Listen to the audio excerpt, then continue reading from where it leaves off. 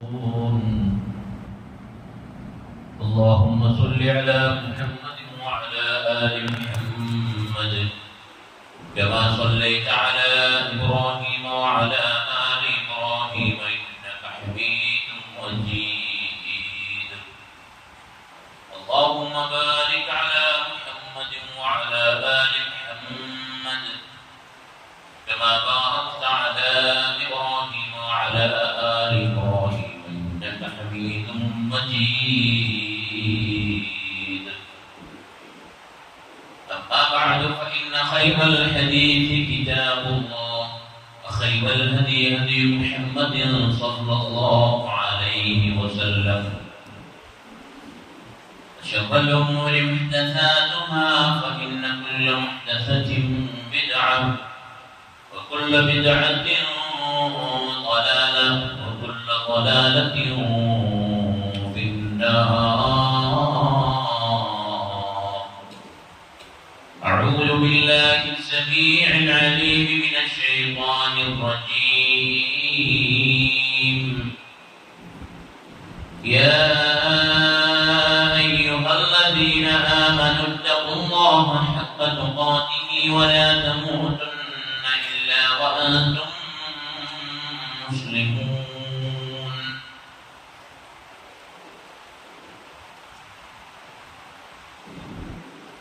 بسم الله الرحمن الرحيم.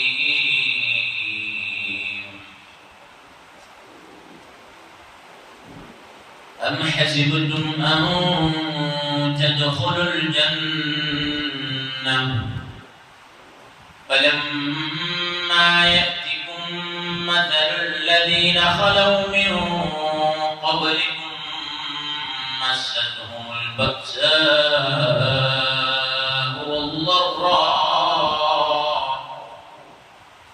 وزلزلوا حتى يقول الرسول والذين آمنوا معه متى نصر الله ألا إن نصر الله قريب.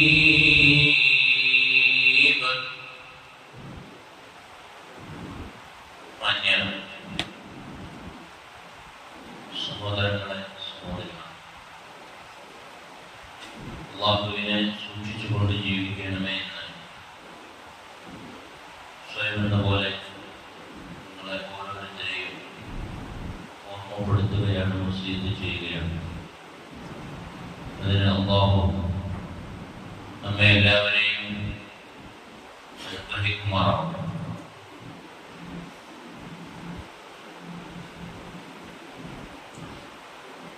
വിശ്വാസികളുടെ ഏറ്റവും വലിയ സ്വപ്നം, ആഗ്രഹം പരലോകത്ത് സ്വർഗം ലഭ്യമാവണം എന്നതാണ്. അതിനുവേണ്ടിയാണ് നമ്മൾ ധാരാളം ത്യാഗങ്ങൾ സഹിക്കുന്നതും ധാരാളം ആസ്വാദനങ്ങളെ ത്യജിക്കുന്നതും എല്ലാം. പക്ഷേ സ്വർഗം ലഭ്യമാവുക എന്നത് പണിപ്പെട്ട് നേടിയെടുക്കേണ്ടുന്ന ഒന്നാണ്.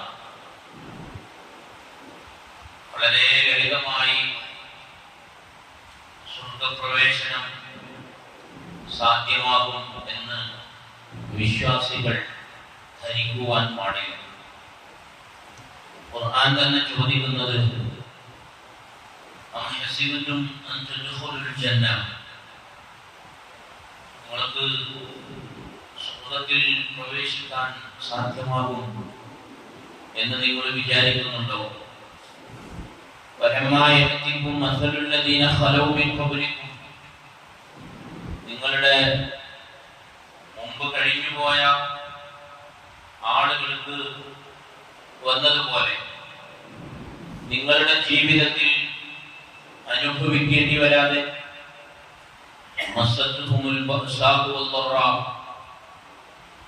ഒരുപാട് പ്രയാസങ്ങൾ, വിഷമങ്ങൾ, പ്രതിസന്ധികൾ നിങ്ങൾക്ക് മുമ്പ് കഴിഞ്ഞുപോയ ആളുകളെ അവർക്ക് അനുഭവിച്ചിട്ടുണ്ട്.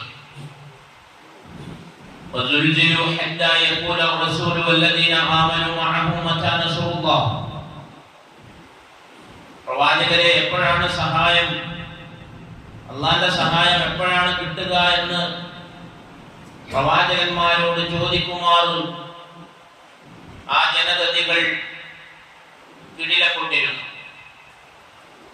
പക്ഷേ അള്ളാഹുവിന്റെ സഹായം അടുത്ത് തന്നെ ഉള്ളതാണ്. എല്ലാ വിശ്വാസികളോടുമായി അള്ളാഹുവിന്റെ പ്രഖ്യാപനമാണ്. മുൻകഴിഞ്ഞു പോയ ആളുകൾ, പ്രവാചകന്മാർ, പ്രവാചകന്മാരുടെ സഹാബത്തുകൾ ധാരാളമായി വിഷമങ്ങൾ സഹിച്ചിട്ടുണ്ട്, ത്യാഗങ്ങൾ സഹിച്ചിട്ടുണ്ട്. അവയൊക്കെ ക്ഷമിക്കുവാനും സഹിക്കുവാനും അവർ മുൻകരുതലായി കണ്ടത് സ്വർഗമാണ്. ക്ഷമിച്ചാൽ സ്വർഗമുണ്ട്, ഇവിടെ ത്യാഗം സഹിച്ചാൽ സ്വർഗമുണ്ട് എന്നതുകൊണ്ട് അവർ അവയെല്ലാം ലാഘവത്തോടു കൂടി കണ്ടു എന്ന് നമുക്ക് മനസ്സിലാക്കാൻ സാധ്യമാണ്. ഞാൻ സൂചിപ്പിച്ചു വന്നത്, ഒരു സത്യവിശ്വാസിയുടെ ജീവിതത്തിൽ സ്വർഗമാണ് ലക്ഷ്യം എന്നുണ്ടെങ്കിൽ മറ്റുള്ള സംഗതികൾ എല്ലാം തന്നെ അവന്റെ ജീവിതത്തിൽ ഉണ്ടാകുന്ന ഏത് പ്രയാസങ്ങളെയും വളരെ ലളിതമായി വരവേൽക്കുവാൻ അവന് സാധ്യമാകും എന്നുള്ളതാണ്. ഒരു മനുഷ്യന് സ്വർഗം ലഭിക്കുവാൻ ആവശ്യമായ 10 കാര്യങ്ങളെ സംബന്ധിച്ച് തിരുനബി സ്വല്ലല്ലാഹു അലൈഹി വസല്ലമ നമ്മെ പഠിപ്പിക്കുന്നതിൽ നിന്ന് ആ 10 കാര്യങ്ങൾ ലളിതമായി വിശദീകരിക്കുവാനാണ് ഈ ഖുതുബ ഉപയോഗപ്പെടുത്തുന്നത്. ഒന്നാമത്തേത്, സ്വർഗം ലഭിക്കാൻ നല്ല വിശ്വാസമുള്ള ആളുകളായി മാറണം എന്നുള്ളതാണ്.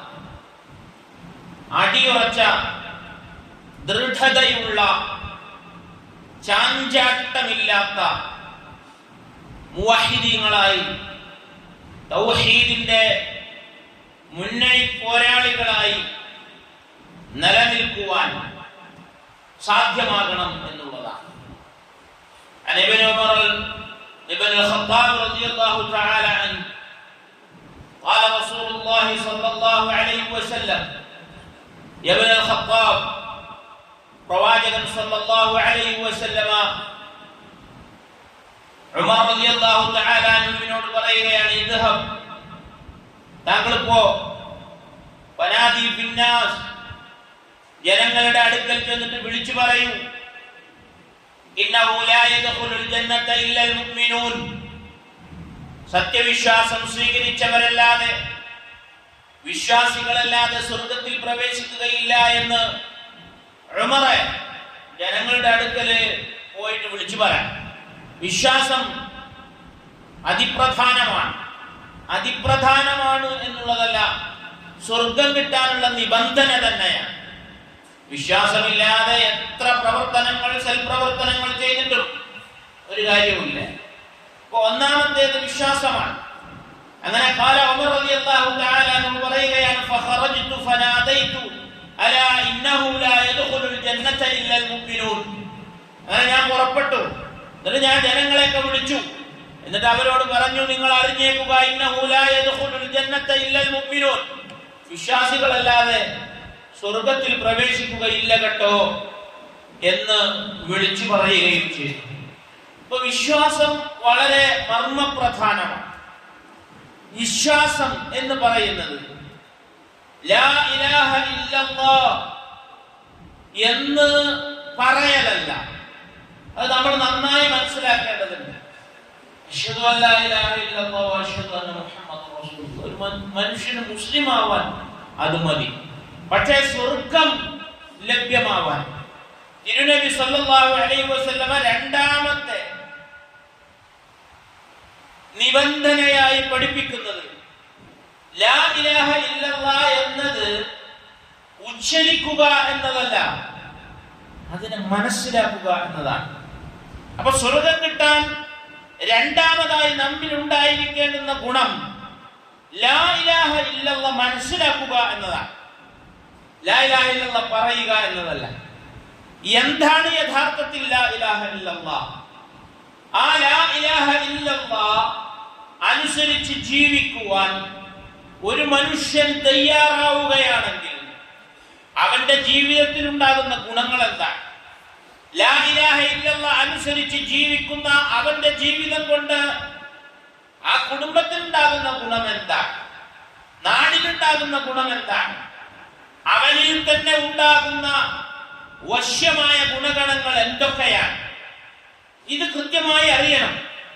ലാ ഇലാഹ ഇല്ലല്ലാഹ് എന്താണ് എന്ന് മനസ്സിലാക്കിയ ഒരാൾക്ക് സ്വർഗത്തിൽ പ്രവേശിക്കാൻ കഴിയുള്ളൂ എന്ന് റസൂലുള്ളാഹി സ്വല്ലല്ലാഹു അലൈഹി വസല്ലം പഠിപ്പിക്കുന്നുണ്ട്.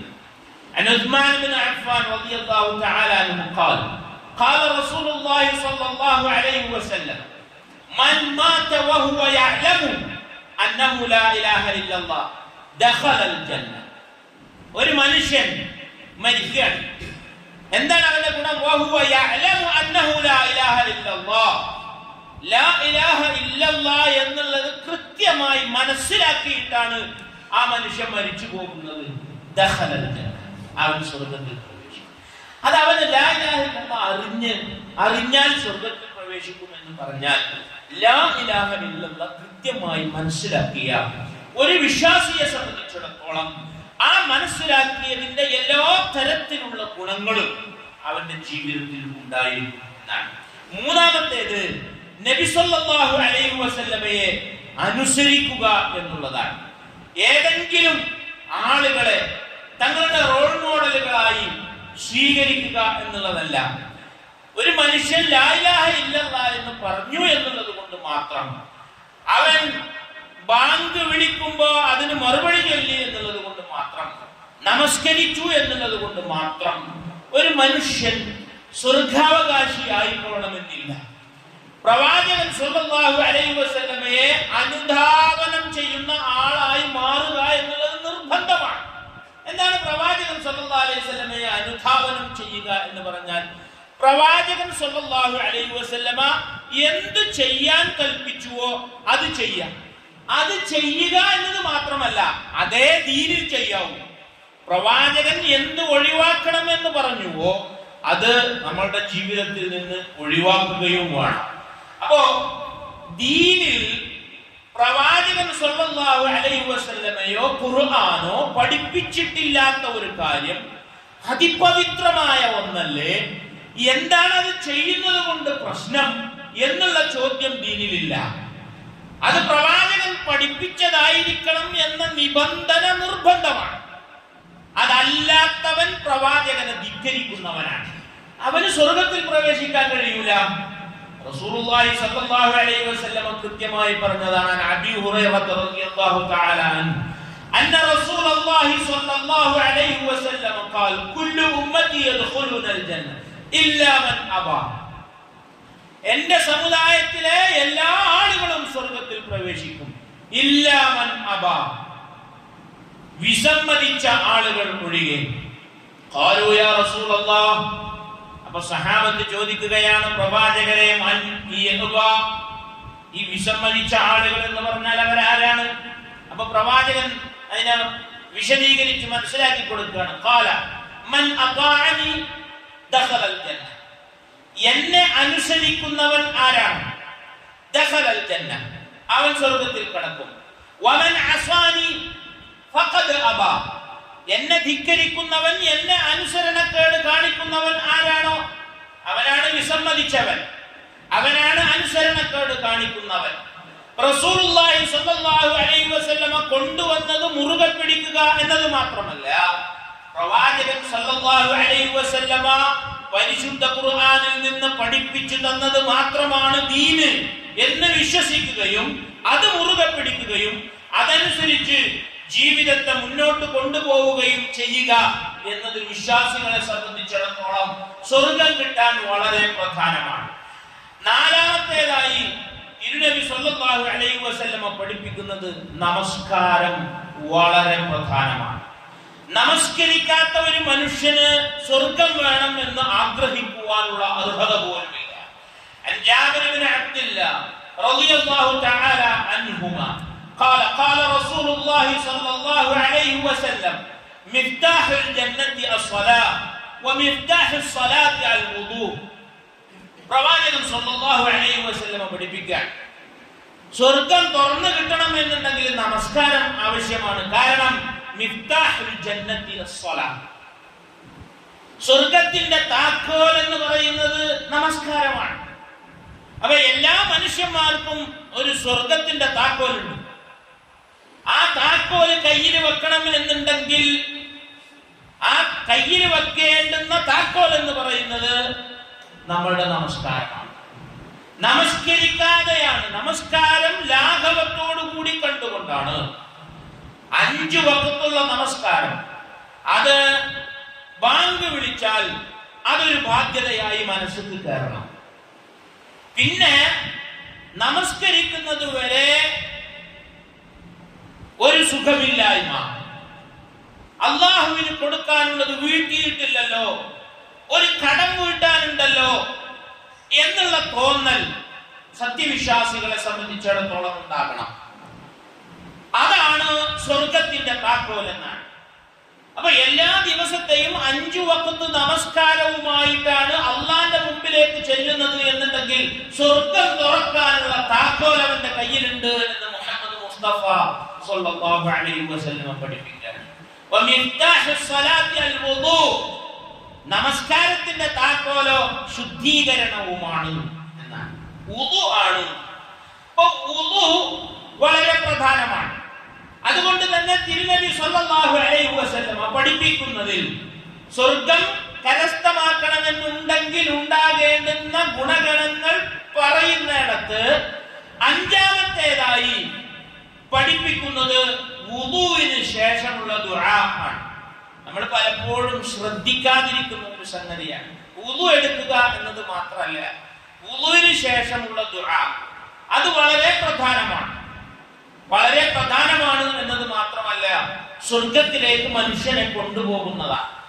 പ്രവാചകൻ സല്ലല്ലാഹു അലൈഹി വസല്ലം എന്നൊരു ഹദീസ് പറഞ്ഞു, മാ മിൻകും മിൻ അഹദിൻ യതവല്ലാ, ഒരു മനുഷ്യൻ വുദൂ ചെയ്തു, വയുഹ്സിനുൽ വുദൂഅ, എന്നിട്ട് ആ വുദൂഇനെ ഏറ്റവും ഭംഗിയുള്ളതാക്കി മാറ്റി. ഏറ്റവും ഭംഗിയുള്ളതാക്കി മാറ്റി എന്ന് പറഞ്ഞാൽ വളരെ പെട്ടെന്ന് വുദൂ എടുക്കുക എന്നതല്ല.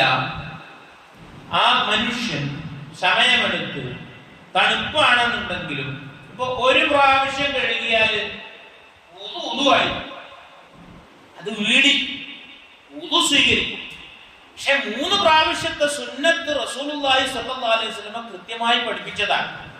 അപ്പൊ തണുപ്പല്ലേ എന്ന് കരുതിയിട്ട് ഒരു പ്രാവശ്യം കുളിച്ചു, ഒരു പ്രാവശ്യം മുഖം കഴുകി, അങ്ങനെയല്ലാതെ കൃത്യമായി പ്രവാചകൻ സല്ലല്ലാഹു അലൈഹി വസല്ലമ അവയവത്തിന്റെ ആദ്യാവസാനം പറഞ്ഞത് എവിടെയൊക്കെയാണോ അവിടെയൊക്കെ നനയുകയും പൊതിരുകയും കഴുകിക്കളയുകയും ചെയ്യാവുന്ന തരത്തിൽ ഒലിപ്പിച്ച് കഴുകണം എന്ന് തിരുനബി സല്ലല്ലാഹു അലൈഹി വസല്ലം പ്രത്യേകമായി പറഞ്ഞതാണ്. ഒലിപ്പിച്ച് കഴുകുക എന്നുള്ളത്.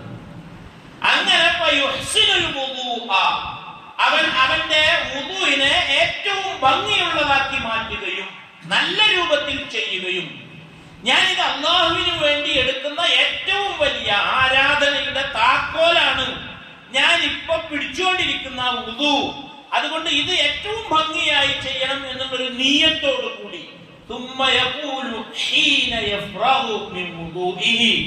എന്നിട്ട് ആ മനുഷ്യൻ ഈ വുദൂഇൽ നിന്ന് എടുത്തു കഴിഞ്ഞ ഉടനെ തന്നെ അവൻ പറയുകയും ചെയ്തു, അശ്ഹദു അല്ലാ ഇലാഹ ഇല്ലല്ലാഹു വഹ്ദഹു ലാ ശരീക ലഹു വഅശ്ഹദു അന്ന മുഹമ്മദൻ അബ്ദുഹു വറസൂലുഹു اللهم اجعلني من التوابين واجعلني من المتطهرين. വുദൂഇന് ശേഷമുള്ള പ്രാർത്ഥന അവൻ നിർവഹിക്കുകയും ചെയ്യുകയാണ് എന്നുണ്ടെങ്കിൽ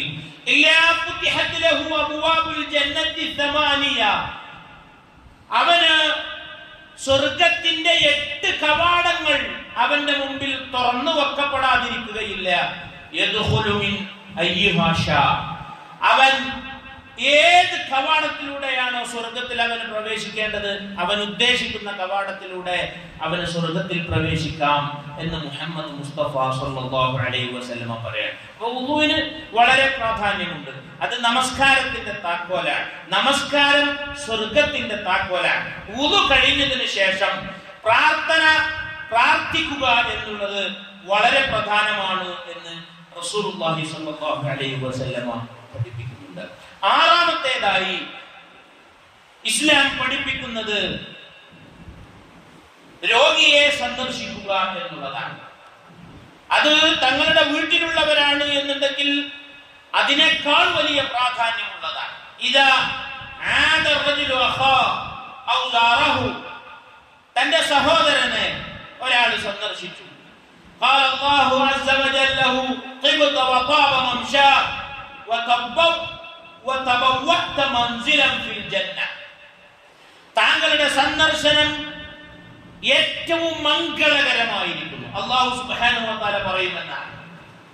ഒരാളുടെ വീട്ടിലേക്ക് ചെന്നു, ഒരു സഹോദരന്റെ വീട്ടിലേക്ക് ചെന്നു, അതല്ലെങ്കിൽ നാട്ടിലുള്ള ആളുകൾ രോഗശയ്യയിലായി കിടക്കുമ്പോൾ അവരുടെ അടുക്കലേക്ക് ചെന്ന് അവരെ സന്ദർശിക്കുകയും അവർക്ക് വേണ്ടി അല്ലാഹുമ്മ റബ്ബന്നാസ് അദ്ഹിബിൽ ബഅസ് ഇശ്ഫി അൻത ശാഫി ലാ ശിഫാഅ ഇല്ലാ ശിഫാഉക ശിഫാഅൻ ലാ യുഗാദിറു സഖമൻ വലാ അലമ.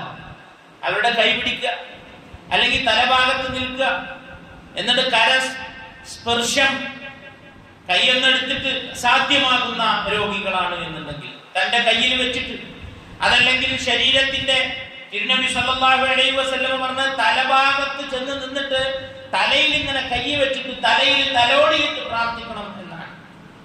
അല്ലാഹുമ്മ റബ്ബന്നാസ് അദ്ഹിബിൽ ബഅസ്, അല്ലാഹുവേ ലോകത്തിലെ സകലമാന മനുഷ്യരുടെയും രക്ഷിതാവേ, അദ്ഹിബിൽ ബഅസ് എല്ലാ രോഗങ്ങളെയും ഇല്ലാതാക്കി കളയുന്നവനെ, അന്ത ശാഫി ലാ ശിഫാഅ ഇല്ലാ ശിഫാഉക, നീയാണ് രോഗങ്ങൾക്ക് ശമനം നൽകുന്നവൻ, നിന്റെ ശമനമല്ലാതെ മറ്റൊരു ശമനവുമില്ല.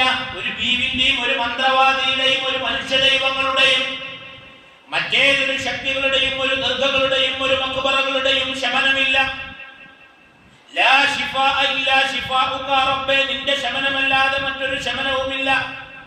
ഇശ്ഫി അൻത ശാഫി ലാ ശിഫാഅ ഇല്ലാ ശിഫാഉക ശിഫാഅൻ ലാ യുഗാദിറു സഖമൻ വലാ അലമ, ഒരു വേദനയും അവശേഷിക്കാത്ത തരത്തിൽ, ഒരു സങ്കടവും ഇനി ഇല്ലാത്ത തരത്തിലുള്ള ഒരു ശമനം ഈ മനുഷ്യന് നീ നൽകണമേ എന്ന് ആ മനുഷ്യന്റെ ശിരസിൽ തലോടിക്കൊണ്ട്, ശിരസിൽ കൈവച്ചുകൊണ്ട്, അതല്ലെങ്കിൽ അവന്റെ കൈ തന്റെ കയ്യിൽ ചേർത്ത് വെച്ചുകൊണ്ട് പ്രാർത്ഥിച്ചു കഴിഞ്ഞാൽ അല്ലാഹു സുബ്ഹാനഹു വ തആല പറയുകയാണ് ആ മനുഷ്യനോട് അവിടെ വെച്ച് തന്നെ പടച്ച തമ്പുരാൻ പറയുമെന്നാണ്, വതബവ്വഅത മൻസിലൻ ഫിൽ ജന്ന, നീ സ്വർഗ്ഗത്തിൽ ഒരു വീട് കെട്ടിപ്പണിതുണ്ടാക്കിയിരിക്കുന്നു കേട്ടോ.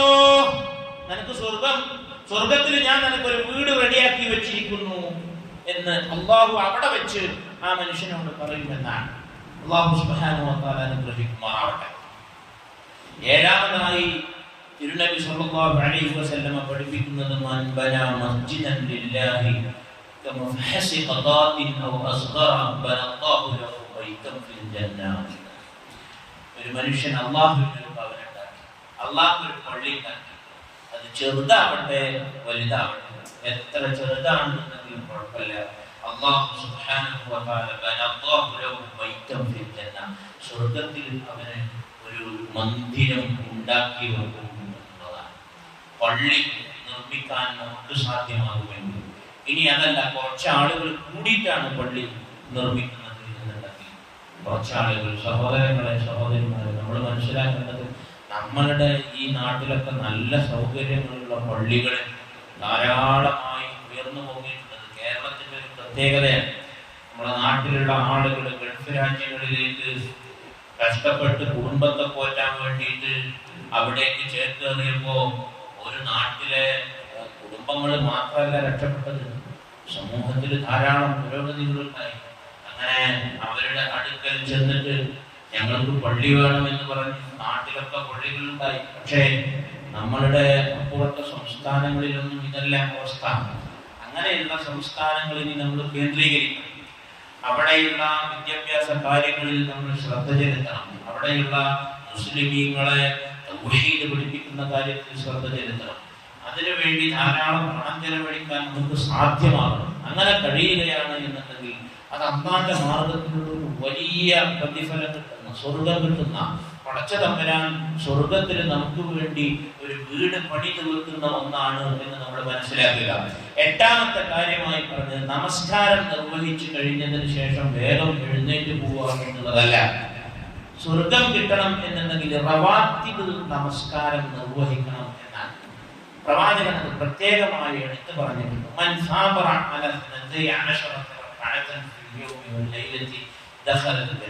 ഒരു മനുഷ്യൻ നമസ്കാരങ്ങൾക്ക് ശേഷം 12 റക്അത്ത് അതിനെ തുടർത്തി കൊണ്ടുപോവുകയാണെന്നുണ്ടെങ്കിൽ ഒരു സ്വർഗം കിട്ടും എന്നാണ്. അവന് സ്വർഗം കിട്ടും എന്ന് റസൂലുള്ളാഹി പറയാൻ. നിസ്കാരത്തിന്റെ മുമ്പായി കൊണ്ട് 4 റക്അത്ത്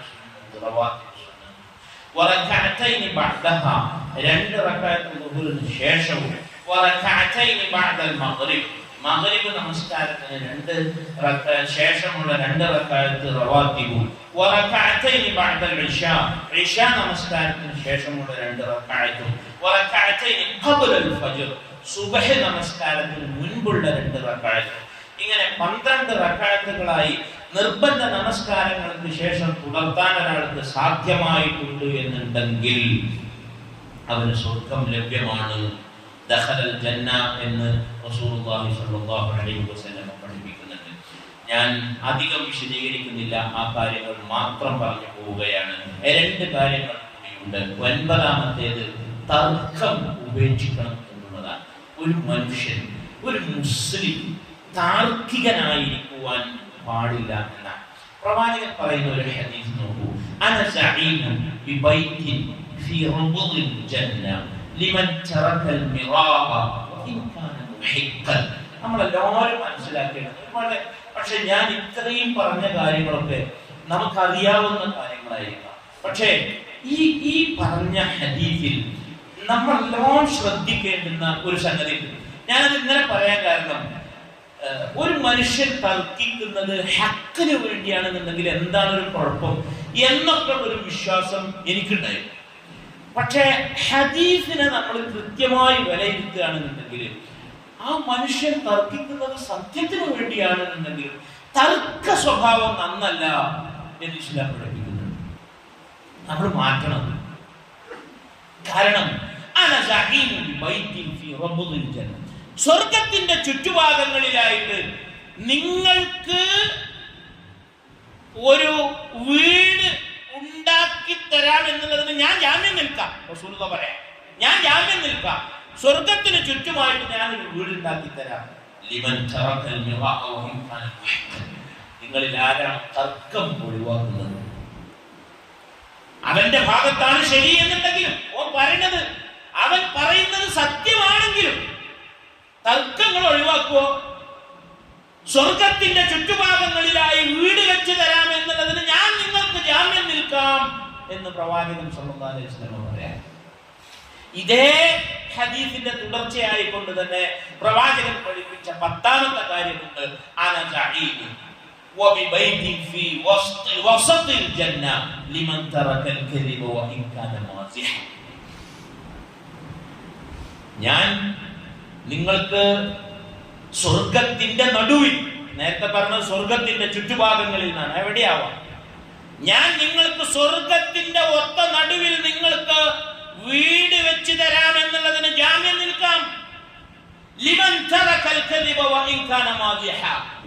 ആരാണോ ജീവിതത്തിൽ കളവ് പറയുന്നത് ഒഴിവാക്കുന്നത്, തമാശക്ക് പോലും കളവ് പറയാതെ, ഓൻ വലിയ തമാശക്കാരനാണ്, ഓൻ പറയുന്ന കളവ് മൈൻഡ് ചെയ്യണ്ട, അങ്ങനെയല്ല, തമാശക്ക് പോലും കളവ് പറയാതെ, കളവ് എന്ന് പറയുന്ന ദുർവൃത്തി, ദുർഗുണം ജീവിതത്തിൽ നിന്ന് നിങ്ങൾക്ക് ആർക്കാണോ ഒഴിവാക്കാൻ കഴിയുക, അവന് സ്വർഗത്തിന്റെ നടുവിൽ ഒരു വീട് വെച്ച് തരും എന്നുള്ളതിന് ഞാൻ ജാമ്യം നിൽക്കാം എന്ന് പ്രവാചകൻ സല്ലല്ലാഹു അലൈഹി വസല്ലം പഠിപ്പിക്കുക. സഹോദരങ്ങളെ, സഹോദരിമാരെ, സ്വർഗം ലഭ്യമാകുവാൻ അത്യന്താപേക്ഷിതമായ 10 ഗുണങ്ങളെ സംബന്ധിച്ചാണ് സൂചിപ്പിച്ചത്. അല്ലാഹു സുബ്ഹാനഹു വ തആല പ്രവാചകൻ പഠിപ്പിച്ച സൽഗുണങ്ങൾ ജീവിതത്തിൽ പുലർത്തി ജീവിക്കുവാൻ എല്ലാവർക്കും തൗഫീഖ് നൽകി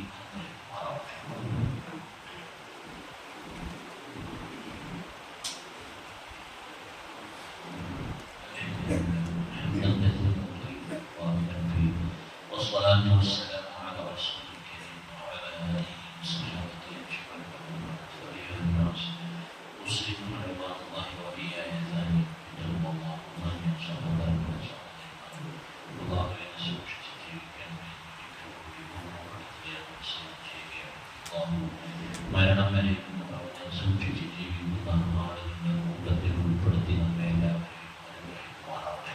നമ്മുടെ ജീവിതത്തിൽ നിന്ന് പോയ പാപങ്ങൾ പരിഹരിച്ചു മാറാവട്ടെ.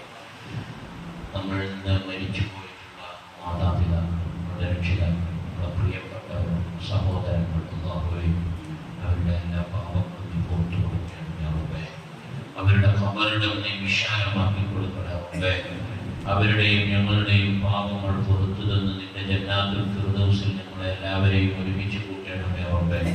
അല്ലാഹുവേ, ഋജുമാനസനായി നിന്നെ കണ്ടുമുട്ടാൻ സാധ്യമാകുന്ന ഭാഗ്യവാന്മാരുടെ കൂട്ടത്തിൽ ഞങ്ങളെയും ഉൾപ്പെടുത്തണമേ തമ്പുരാനെ. വലത് കരത്തിൽ ഗ്രന്ഥം ലഭ്യമാകുന്ന ഏറ്റവും വലിയ സൗഭാഗ്യവാന്മാരുടെ കൂട്ടത്തിൽ ഞങ്ങളെയും ഉൾപ്പെടുത്തണമേ തമ്പുരാനെ. ഈമാൻ അതിന്റെ ഏറ്റവും ഭംഗിയായ അവസ്ഥയിൽ നിൽക്കുന്ന സന്ദർഭത്തിൽ ഞങ്ങളെ റൂഹിനെ പിൻവലിക്കണമേ റബ്ബേ. ഈമാൻ ഏറ്റവും ദുഅഫിൽ നിൽക്കുന്ന സന്ദർഭത്തിൽ അല്ലാഹുവേ ഞങ്ങളെ മരിപ്പിക്കല്ല തമ്പുരാനെ. ഏറ്റവും നല്ല ഈമാനുള്ള സന്ദർഭത്തിൽ ഞങ്ങളുടെ തൗബ നീ സ്വീകരിച്ച വേളയിൽ, ഞങ്ങളുടെ ഇസ്തിഗ്ഫാറുകൾ നീ സ്വീകരിച്ച വേളയിൽ, ഞങ്ങളുടെ അമലു സാലിഹാത്തുകൾ എല്ലാം ഞങ്ങളിൽ നിന്ന് ഖബൂൽ ചെയ്ത വേളയിലായിരിക്കണേ റബ്ബേ ഞങ്ങളുടെ മരണം സംഭവിക്കുന്നത്. അതിന് നീ അനുഗ്രഹിക്കണമേ. اللهم اغفر للمؤمنين والمؤمنات والمسلمين والمسلمات الأحياء منهم والأموات إنك مجيب الدعوات وقاضي الحاجات. اللهم أعز الإسلام والمسلمين وأذل الشرك والمشركين. اللهم أجرنا من النار. اللهم أجرنا من النار. اللهم أجرنا من النار. ربنا اصرف عنا عذاب جهنم إن عذابها كان غراما إنها ساءت مستقرا ومقاما. ربنا هب لنا من أزواجنا وذرياتنا قرة أعين واجعلنا للمتقين إماما. ربنا تقبل منا إنك أنت السميع العليم وتب علينا إنك أنت التواب الرحيم. ربنا آتنا في الدنيا حسنة وفي الآخرة حسنة وقنا عذاب النار. آمين آمين آمين.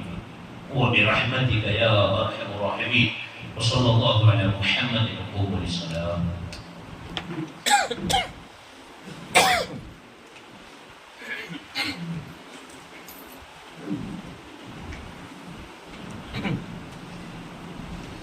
الله أكبر الله أكبر.